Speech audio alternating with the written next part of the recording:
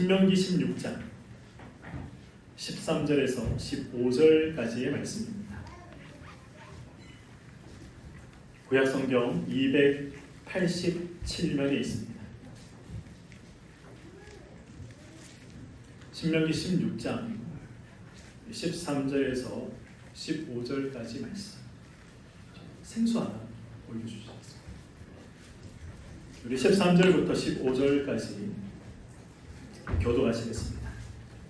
너희 타작 마당과 포도주 틀에 소출을 거두어 들인 후에 이래 동안 초막절을 지킬 것이요 절기를 지킬 때에는 너와 내 자녀와 무리와 내 성중에 거듭나는 내 이와 택과 부하와 가부가 함께 즐거워하되 함께요 내 하나님 여호와께서 택하신 곳에서 너는 이래 동안 내 하나님 여호와 앞에서 절기를 지키고 내 하나님 여호와께서 내 모든 소출과 내 손으로 행한 모든 일에 복 주실 것이니 너는 온전히 즐거워할지니라.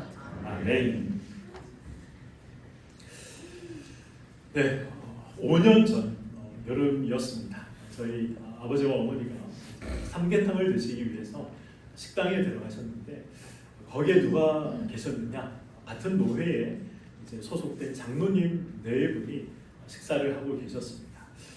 서로 친한 관계는 아니지만 그래도 또 같은 노회에 소속이 되어 있고 또 알고 안면이 있는 관계이기 때문에 아버지가 먼저 가셔서 인사를 하셨다고 합니다. 그리고 이제 식사를 하시는데 그 장로님 네 분도 이제 식사가 다 끝났기 때문에 아버지가 식사하시는 자리에 와서 이제 인사를 하시고 가셨다라고 하시더라고요.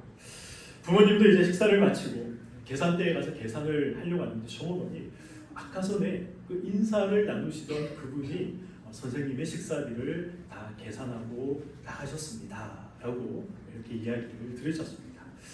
얼마나 감사하지 않습니까? 그래서 아버지가 장로님께 전화를 하셔서 감사의 인사를 드리셨다고 합니다. 근데 전화로 감사 인사를 드린 것이 늘 마음에 이 찝찝함이 있어서 꼭 한번 찾아뵙고 인사를 제대로 드려야겠다 그렇게 생각을 하셨는데 시간이 어느덧 5년이라 시간이 흘렀습니다.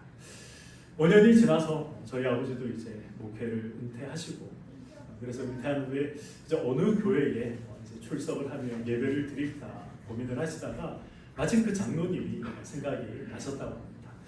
그래서 그 장로님이 이 섬기시는 교회, 그 교회에 이제 그 장로님과 형님 되시는 장로님 두 분이 같은 교회를 섬기고 계셨는데 그래서 이제 목사님과 그리고 두 분 장로님의 선물을 준비해서 주일 예배에 참석을 하셨습니다. 예배를 다 끝나고 형님 되시는 장로님은 만났는데 동생 되시는 장로님, 그러니까 식사비를 대신 계산해 주신 그 장로님을 아버지가 아무리 찾아도 뵙지를 못했습니다. 그래서 형님 되시는 장로님, 근데 동생 되시는 장로님은 어디 계십니까? 라고 여쭤봤더니 몇 달 전에 하나님의 부르심을 받고 소천을 하셨다. 이런 이제 이야기를 들으셨다고 합니다. 그때 저희 아버지가 이 경험을 통해서 내리신 결론은 감사는 빨리 해야 한다. 할 수 있을 때 빨리 해야 한다라는 것이었습니다. 우리는 감사해야 한다라는 말은 우리가 종종 들어봤지만 불평해야 한다, 불만을 가져야 된다 이런 말들은 들어보지 못했습니다. 그렇지 않습니까? 이유가 무엇입니까? 불평과 불만은 내 마음에 들어오면 자연스럽게 표현되는 것이 터져 나오는 것이 불만이고 불평이기 때문에 그렇습니다. 마치 이 공기가 가득 든 풍선에 바늘을 갖다 대면 터지는 것처럼 불평과 불만이라는 것은 그런 것이죠. 마음에 들지 않으면 그냥 우리의 입술을 통해서 터져 나오는 것이 불평과 불만입니다. 그러나 이 대부분의 감사는 그렇지 않습니다. 그리스도인의 감사는 의지를 가지고 감사할 것을 발견해내야 하는 것입니다. 의지를 가지고 불평과 불만을 제어해 나갈 때 우리가 감사를 찾아낼 수 있는 것이죠. 우리가 이 선선한 가을 바람이 불어오고 그리고 이 가을 거제가 이제 시작이 되면 감사의 계절이 돌아왔다. 이런 생각들을 우리가 하게 됩니다.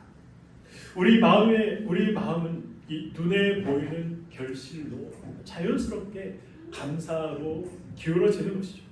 그러나 성경은 우리에게 감사가 단지 눈에 보이는 것, 손에 잡히는 것, 결과와 결실이 있어야만 감사한 것이 아니다라고 말씀하고 있습니다. 하나님은 이스라엘 백성들에게 진정한 감사의 의미를 가르치시기 위해서 감사의 이 의지를 이스라엘 백성들이 가질 수 있도록 하시기 위해서 초막절을 지켜라라고 명령하십니다. 그리고 초막절을 맞이하기 위해서 반드시 거쳐야 하는 두 절기가 있었습니다.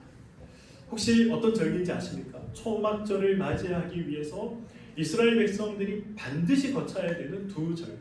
하나는 나팔절이고 하나는 대속죄일이었습니다. 하나님은 그 절기들을 통해서 불만과 불평을 제어하셨고 의지를 가지고 감사할 수 있는 존재, 의지를 가지고 감사를 발견할 수 있는 존재가 되도록 이스라엘 백성들을 만들어 가셨습니다. 오늘 말씀을 통해서 나는 이 불평과 불만을 잘 제어하고 있는가? 불평과 불만을 가질 만한 상황 속에서 나는 감사를 발견하고자 하는 그런 의지를 가지고 있는가? 우리의 신앙들을 한번 점검해 보시고 감사의 의지를 소유해 나가는 저와 여러분들이 되시기를 소망합니다. 초막절은 유대력으로 7월 달에 있었습니다. 유대력, 그러니까 유대인들이 사용하던 달력이죠. 그 유대인들이 사용하던 달력 7월 달에 이 초막절이 있었습니다. 현재 우리가 사용하는 이 원력으로 계산을 하면 10월에 해당이 됩니다. 편의상 그래서 제가 이제 10월이라고 부르겠습니다. 이 초막절은 10월 15일부터 21일까지 7일 동안 이어졌습니다.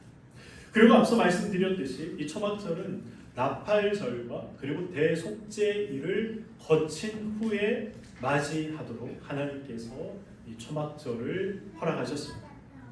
나팔절은 어떤 절기입니까? 나팔절은 10월 1일과 2일 이틀 동안 이 예식이 진행되었던 절기였습니다. 이틀 동안 이 나팔절 기간 이 어떤 일들이 있었는가? 무엇을 이들이 생각해야 했는가? 여기에 대한 내용이 레위기 23장과 민수기 10장을 보시면 상세하게 기록이 되어 있습니다. 나팔절은 이 양각 나팔의 울음소리와 함께 시작되었습니다. 양각 나팔, 양뿔로 만든 나팔 있지 않습니까? 그걸로 이제 붕 하고 불기 시작하면 나팔절이 시작이 되는 것이죠. 나팔 소리에 담긴 의미, 이 의미가 무엇이겠습니까? 나팔은 자명종의 역할, 누군가를 깨우는 역할을 했던 것이죠. 잠든 양심을 깨우는 소리였고 잠든 영혼들을 깨우는 소리였습니다. 흩어진 하나님의 백성들을 모으는 소리였고 그리고 오실 왕을 맞이하도록 하는 그러한 소리였습니다. 지난 한 주 저와 여러분의 삶을 한번 돌아보시기 바랍니다. 감사는 없고 혹시 불평과 불만만 있었던 그런 삶은 아니었습니다. 그런 삶이었다면 이 나팔 소리를 듣지 못한 채 영혼이 잠들어 있기 때문에 그렇습니다. 회개하라는 소리를 듣지 못한 채 우리가 잠들어 있기 때문에 우리의 삶에 불평과 불만만 있었던 것이죠. 잠든 양심을 깨우는 소리를 듣지 못했기 때문에 우리 하나님 앞에서 불평과 불만의 말들만 쏟아냈던 것입니다. 그래서 나팔절은 이 어떤 의미가 있는 절기입니까? 잠들어 있는 이스라엘 백성들을 영적으로 깨우는, 각성시키는 그런 의미가 담겨 있는 것이 나팔절이었습니다. 감사의 시작은 바로 이 각성에서 시작이 되는 것이죠. 내 삶에 이 왕좌가 있는데 이 왕좌를 내가 비워둔 채 살아가고 있는 것은 아닌가? 아니면 내가 그 왕좌에 내가 앉아서 내가 주인 노릇하고 있는 것은 아닌가? 각성하고 물어보시기를 바랍니다. 그래서 에베소서 5장 14절은 잠자는 자, 깨어서 죽은 자들 가운데에서 일어나라 라고 말씀하고 있습니다. 진정한 감사는 영적인 각성이 있어야 진정한 감사를 할 수 있는 것이죠. 이 영적 각성이 있어야 감사가 가능하다라는 사실을 우리는 기억할 필요가 있습니다. 그것을 위해서 하나님께서 초막절을 맞이하기 전에 나팔절을 초막절 앞에 두셨던 것입니다. 나팔절이 끝나고 이제 일주일 후에 어떤 날이 찾아옵니까? 대속죄일이 찾아옵니다.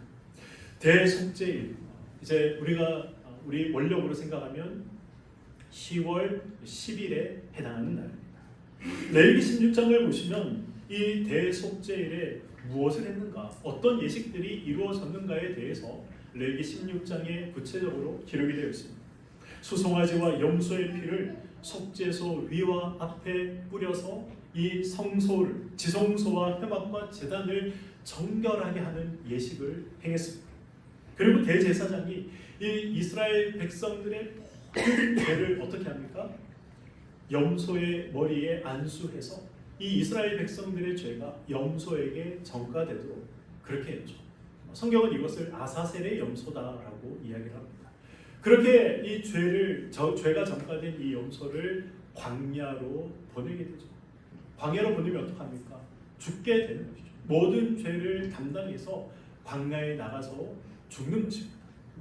그리고 대제사장은 이스라엘 백성들의 전체의 죄를 하나님 앞에서 사죄하기 위해서 이 지성소에 들어가서 제사의 예식을 올려드렸습니다.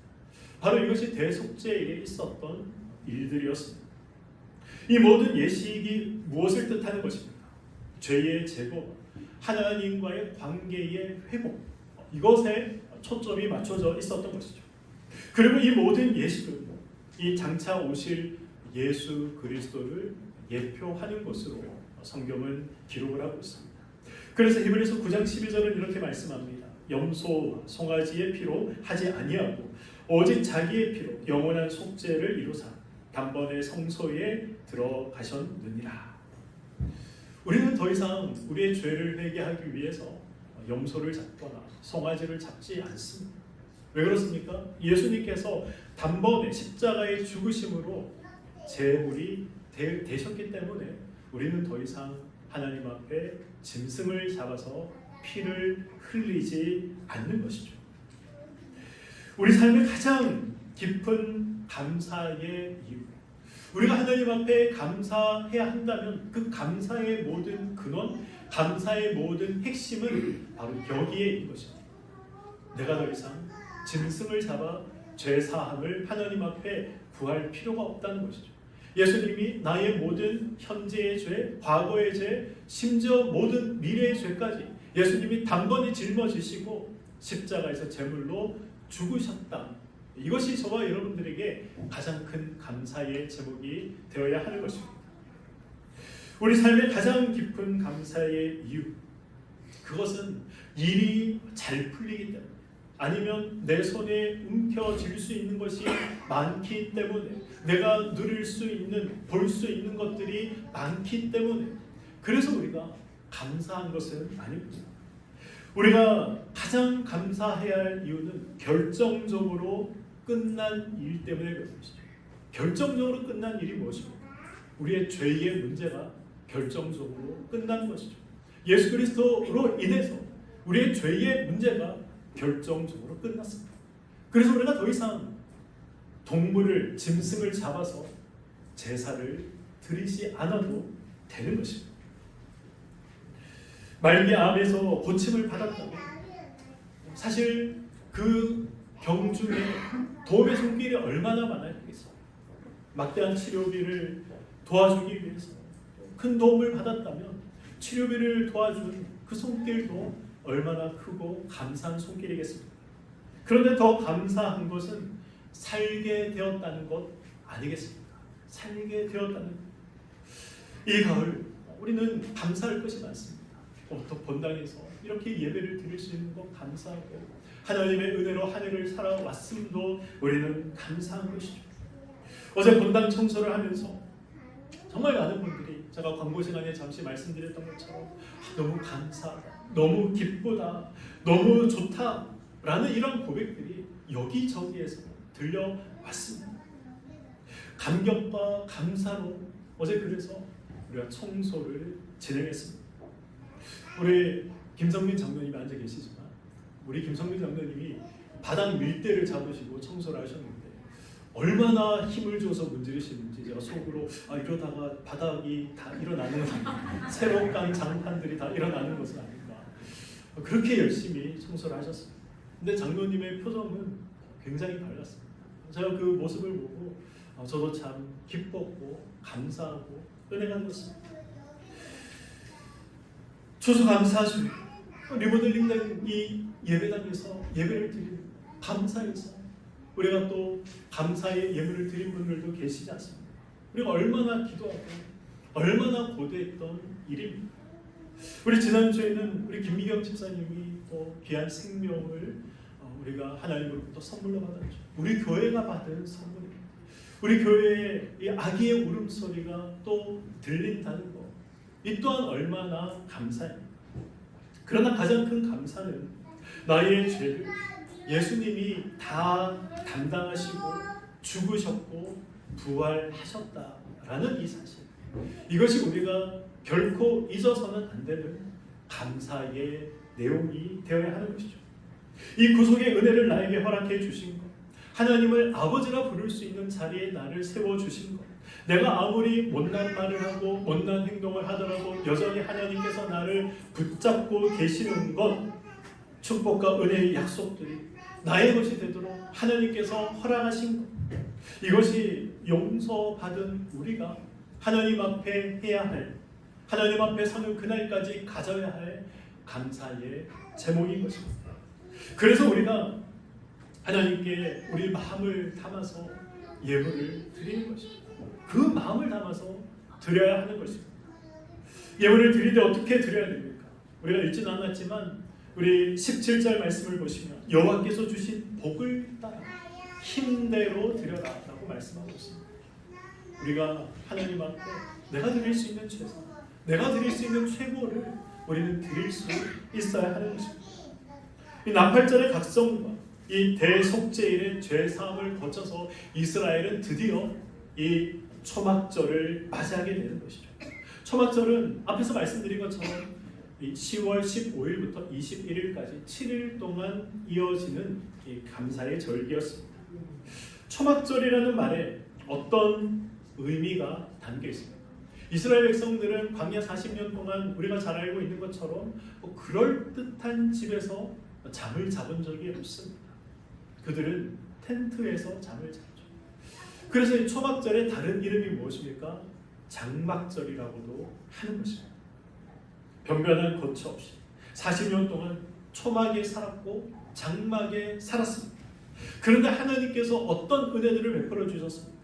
만나와 메추라기로 그들이 굶지 않도록 먹여주셨고, 구름기둥과 불기둥으로 그들을 인도하셨고, 목이 마를 때에는 반석을 터뜨려 하나님께서 물을 내셨고, 그들이 40년 동안 광야에서 입었던 옷이, 신었던 신발이 닳지 않고 해지지 않도록 하나님께서 해주신 은혜의 기적들을 그들이 40년 동안 체험하지 않았습니다.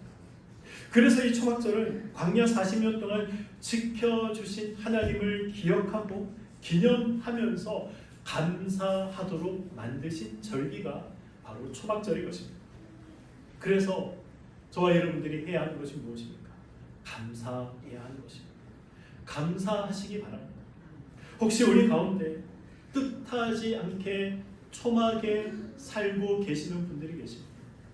뜻하지 않게 그럴듯한 환경이 아니라 텐트와 같은 곳에 초막과 같은 그런 상황에 처해 계신 그런 우리 성도님들이 계십니다. 힘든 분들이 계십니다. 하나님이 이 초막절을 강권적으로 지키도록 하고 계신다라고 생각하시기 바랍니다. 그리고 그 초막절은 영원하지 않습니다. 초막절은 7일 동안 이어졌습니다. 우리가 초막에서의 이 상황, 초막에서의 이 삶을 우리가 감사한다면 하나님께서 끝내게 하시는 것이죠. 우리가 4층에서 예배를 드릴 때 초막과 같은 상황 속에서 예배드리지 않았습니까?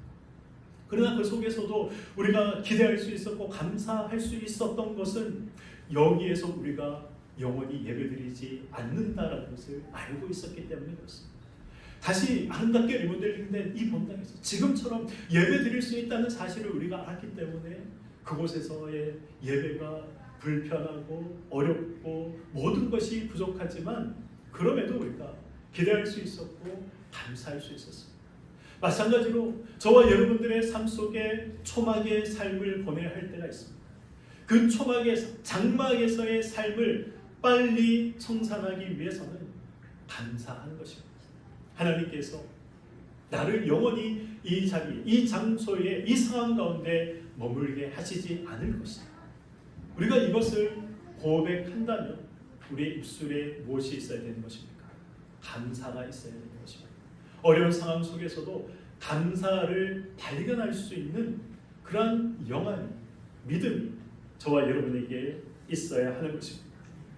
성경을 조금 아시는 분들은 아니 목사님, 이스라엘 백성들은 주식이 밀과 보리지 않습니까? 그런데 그 밀과 보리는 추수 후에 맥추절로 이미 지키지 않았습니까? 그런데 왜 또 초막절을 지키면서 하나님 앞에 감사하라고 하는 것입니까? 이렇게 묻고 싶은 분들도 아마 계실 것 같습니다. 맞습니다. 이스라엘 백성들의 주식은 밀이었고 보리였습니다. 그리고 이 초막절 앞서서 이미 맥추절로 하나님 앞에 감사의 절기를 그들이 다 보냈습니다. 그런데 한번 생각해 보시기 바랍니다. 이 밀과 보리를 추수한 다음에 바로 저장을 하면 어떻게 됩니까? 곰팡이가 피겠죠. 썩게 됩니다. 우리도 그렇지 않습니까? 쌀을 추수한 다음에 바로 추수한 쌀을 저장하지 않습니다. 널어서 햇볕에 어느 정도 말린 다음에 우리가 곡간에 거두는 것이죠. 이스라엘도 그랬습니다. 수확한 밀과 보리, 구약에 보시면 타작마당이라고 나오죠. 그 타작마당에서 타작을 하고 말리는 과정을 거쳤습니다. 그리고 언제 그 말린 빌과 보리를 거두어서 곡간에 드리느냐? 이 초막절에 그 일을 했던 것입니다. 그래서 이 초막절의 다른 이름이 무엇인지 아십니까? 초막절의 다른 이름, 장막절 말고 맞습니다. 수장절. 상당히 수준이 높으시는데 수장절입니다. 이 거둘 숫자의 감출 장자 뭡니까?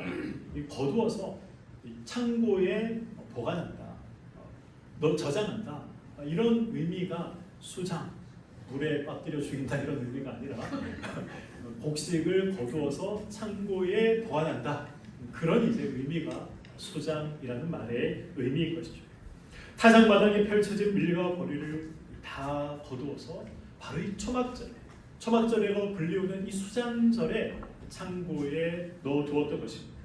그리고 신명기 8장 8절을 보시면 이 가나안 땅에서 어떤 특산물들이, 농산물들이 나오는가에 대해서 아주 상세하게 기록을 하고 있습니다. 신명기 8장 8절 말씀, 밀과 보리의 소산지요, 포도와 무화과의 석류와 감람나무와 꿀의 소산지라.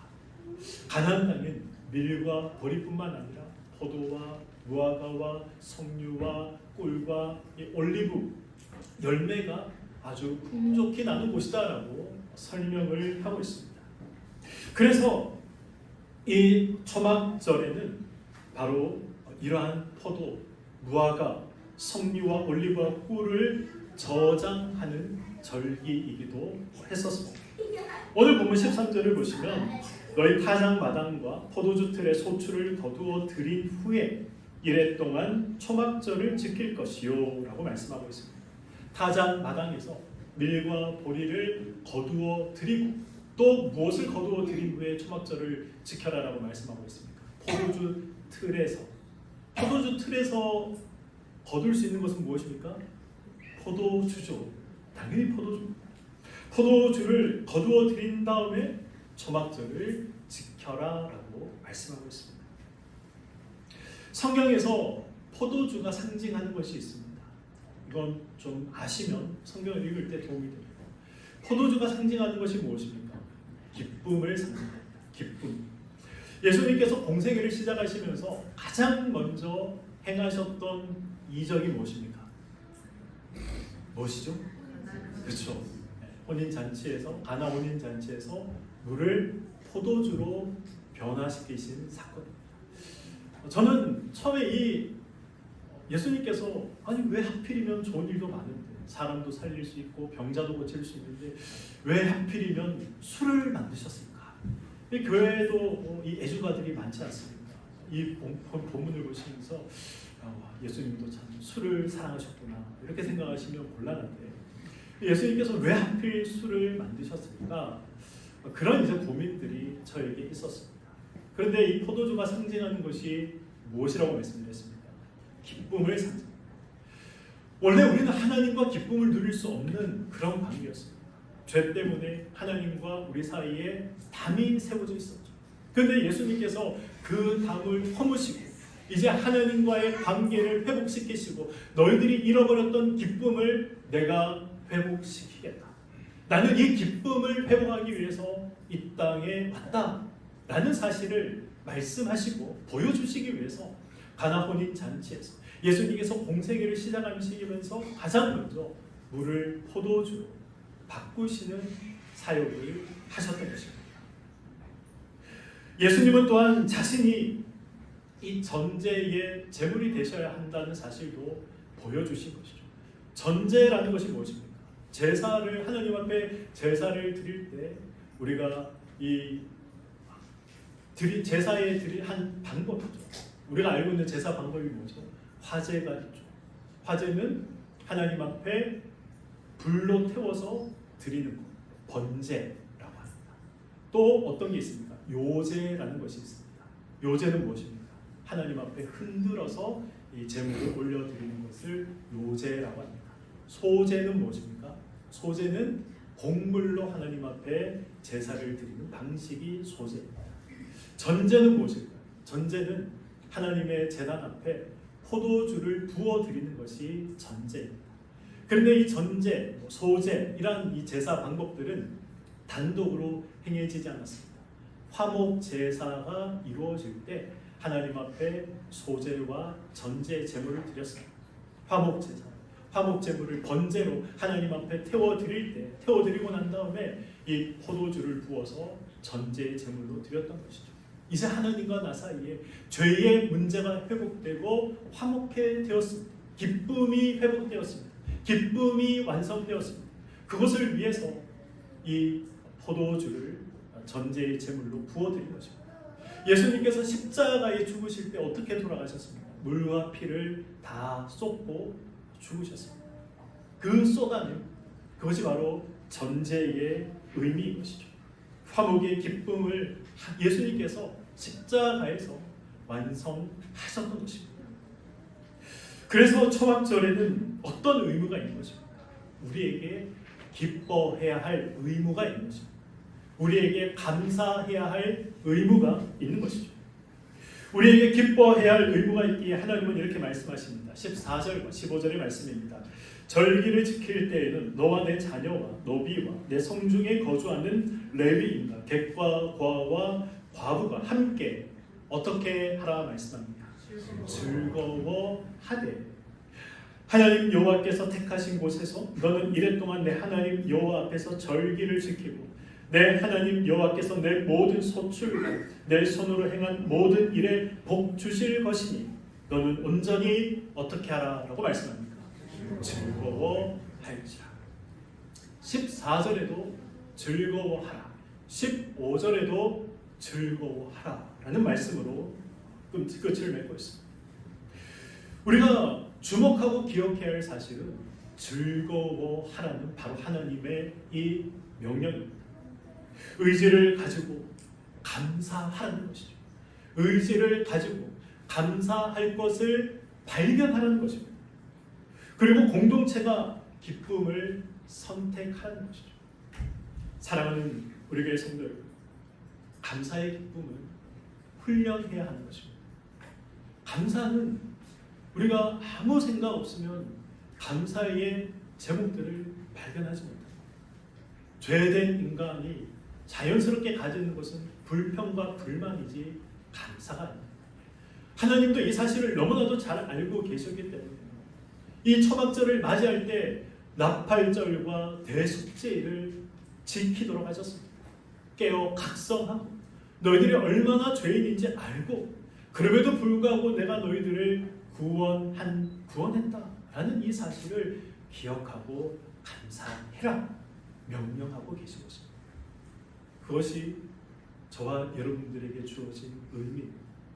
불평과 불만은 그냥 나오는 것이지 감사는 의지를 가지지 않으면 나오지 않습니다.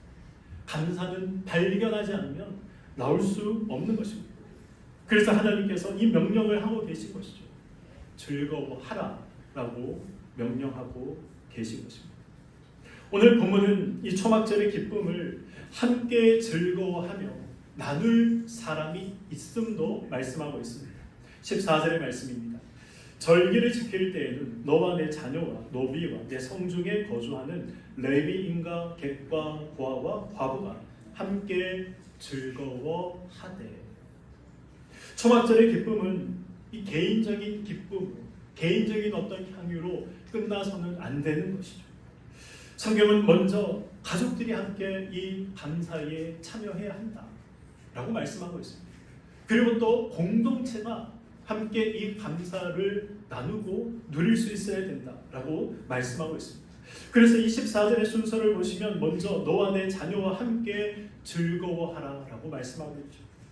가족들이 함께 즐거워하라는 것입니다. 그리고 이어지는 순서를 잘 한번 보시기 바랍니다. 어떤 사람들이 등장하고 있습니까?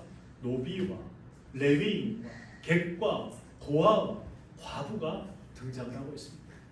노비는 어떤 사람들입니까? 노비는 가진 것이 없는 사람들이죠. 주인의 것을 열심히 가꾸고 그리고 챙기는 사람이 노비입니다. 노비는 자기의 것이 없습니다. 레위인은 어떤 사람입니까? 레위인도 자기의 것이 없는 사람입니다. 하나님께서 가나안 땅에서 이 분깃을 나누어 주실 때 레위인만 제외가 되었습니다. 레위인만 땅을 받지 못했습니다. 제사장, 대제사장, 레위인들은 그래서 남들이 다 기쁨, 추수의 기쁨을 누릴 때 레위인들은 추수의 기쁨을 누리지 못했습니다. 그 레위인들이 지금 이 기쁨을 함께 나눌 대상이다라고 말씀하고 있는 것이죠. 객은 누구입니까? 이방인이죠. 손님입니다. 나그네입니다. 우리 식으로 지금 오늘 우리 한국 사회를 따지자면 얼마나 많은 외국인 근로자들이 지금 우리나라에서 일을 하고 있습니까? 그들에게도 이 감사와 기쁨을 나누어라라는 것입니다. 제가 신림동에서 고시 공부를 3년 했습니다. 그때 저는 객이고 나그네였습니다. 가족 없이 혼자 떨어져서 공부를 했습니다. 그때 신림동에 있는 어느 교회, 제가 다니던 교회에서 그 고시생들을 굉장히 잘 이 고시생들을 잘 대접했습니다. 마음을 위로해주고 명절이 되면 이 맛있는 음식으로 대접을 하고 있습니다. 바로 고향을 떠나서 가족을 떠나서 홀로 지내는 모든 사람들이 다 객이고 나그네인 것이죠. 고아와 과부는 누구입니까? 이들 역시 가진 것이 없는 자녀입니다. 남들이 이 소출의 기쁨을 누릴 때 고아와 과부는 소외된 자들이었고 사회에서 가장 약자들이었습니다. 이들의 공통점은 가진 것이 없다는 것이죠. 이들의 공통점은 약자였다는 것입니다. 감사는 반드시 울타리 밖으로 흘러가도록 만들어야 합니다. 그냥 우리 교회 안에서만 감사로 끝나는 것이 아니라 교회 밖으로 감사가 나누어져야 되고 감사가 흘러가야 된다라는 것을 성경은 말씀하고 있는 것이죠. 초막절에 하나님 앞에 올려드렸던 제물, 그 제물은 성소 안에서만 이 소비되지 않았습니다. 성소를 벗어나서 그 제물들이 함께 먹고 마시고 나누는 데에 사용되어졌습니다. 추수감사절 예물도 마찬가지죠. 우리 교회가 그래서 이 추수감사절 예물의 30%를 우리 어려운 이웃들을 위해서 사용하는 것 아니겠습니까? 바로 이런 차원에서 우리가 이 말씀에 근거해서 이런 사역들을 해 나가고 있는 것입니다. 우리의 감사의 나눔은 교회 안에서 머물지 않아야 됩니다. 교회를 넘어서, 경계를 넘어서, 울타리를 넘어서 어려운 자들과 함께 해야 한다. 그것이 이 초막절의 진정한 의미다 라고 성경은 말씀하고 있는 것입니다. 오늘 말씀을 맺도록 하겠습니다. 오늘 우리는 이 초막절의 의미와 그리스도인의 감사에 대해서 함께 말씀을 통해 나누었습니다. 감사는 저절로 나오지 않습니다. 감사는 훈련해야 하는 것이고 의지를 가져야 나오는 것이 감사라는 것입니다. 오늘 이 말씀을 우리가 잊지 않기를 소망합니다. 하나님께서 그래서 이스라엘 백성들에게 초막절, 이 추수감사절과 같은 이 초막절을 맞이하기 위해서 나팔절을 보내게 하셨고 그리고 대속죄일을 보내도록 하셨던 것입니다.